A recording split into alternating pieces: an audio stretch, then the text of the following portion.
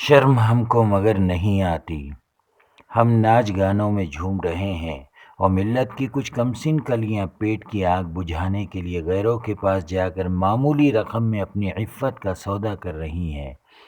زمین پھٹ جاتی ہے اور ہم اس میں سما جاتے، کیوں ہمیں ان پر ترس اور رحم نہیں آتا؟ کتنی بے شرمی، کس درجہ بے حسی و بے ضمیری، ہمیں برابر نیند آتی ہے اور نوالے ہمارے حلق سے نیچے اترتے ہیں۔ نہ معلوم کتنے ہی ہونہار طلباء دینی غیرت و ملی حمیت کے جذبے سے سرشار قوم و ملت کی عزت و آبرو کے تحفظ و بقا کے لیے برسوں سے جیلوں میں بند تکلیفیں اٹھا رہے ہیں، اور ہم باولوں کی طرح ناچ ناچ کر ان کی قربانیوں مجاہدوں کا مذاق اور تماشا بنا رہے ہیں۔ ہماری بچیاں بھاگ رہی ہیں باقاعدہ منظم اور منصوبہ بند سازش کے تحت ہماری عزت و آبرو کی نیلامی اور حملوں کو علانیہ جائز قرار دیا جا رہا ہے۔ ہمیں احساس تک نہیں، لائیو خودکشیوں کا سلسلہ ہمارے یہاں بھی شروع ہو چکا ہے۔ ہماری کتنی ہی مطلقہ و بیوہ خواتین مختلف ظلم و جبر کی شکار، جنہیں ڈھنگ کی خوراک تو کجا 2 وقت کی روٹی تک میسر نہیں، دسیوں گھر کے جھوٹے برتن مانج کر شرابی جواری شوہروں کے ساتھ ساتھ ساس و سسر کو تک پالتی ہیں۔ کوئی دماغی تو کوئی ٹی بی کی مریضہ، سوچئے ذرا یہ کیسے صحت مند نسل کو جنم دیں گی، ان کی تعلیم و تربیت کا فریضہ انجام دیں گی، کیسے یہ امت انسانیت کی فلاح و بہبود اور خیر امت کا مقام حاصل کر سکیں گی۔ آنکھوں کی روشنی سے محروم ہماری کتنی ہی مفلس خواتین اور حضرات، جنہیں موتیابند کے آپریشن اور اوپن ہارٹ سرجری اور مختلف بیماریوں کے علاج و معالجے کے لیے پیسے چاہیے، تڑپ اور ترس کر اس دنیا سے رخصت ہو جاتے ہیں۔ ذمہ دار کون؟ ہمارے پاس نہ ڈھنگ کے اسکول ہیں، نہ معقول شفا خانے ہیں، غربا، یتامہ، مساکین، بڑے بوڑھوں کے لیے کوئی ادارے ہیں، نہ بیت المال جیسا کوئی نظام ہے۔ 4 بیٹے ہو کر بزرگ باپ راستے پر دامن پھیلانے پر مجبور، بچوں کی فیس کے لیے سیاسی جگادریوں کے آفسوں چوکھٹوں پر داد و فریاد کرتی، مندر کے ٹرسٹوں میں جا کر روتی، برقع پہن کر لائنوں میں کھڑی رہتی، ماری ماری پھرتی ملت کی ہماری بہن بیٹیاں۔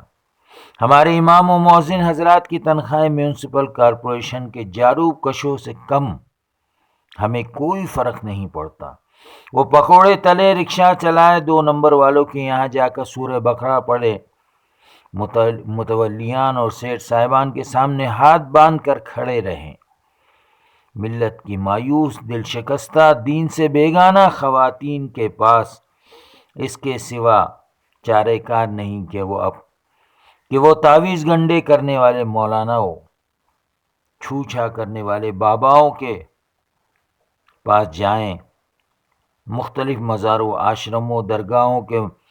مجاوروں کے پاس چکریں لگائیں، کفر و شرک کی ساری حدیں پار کریں، ارتداد کا شکار ہوں۔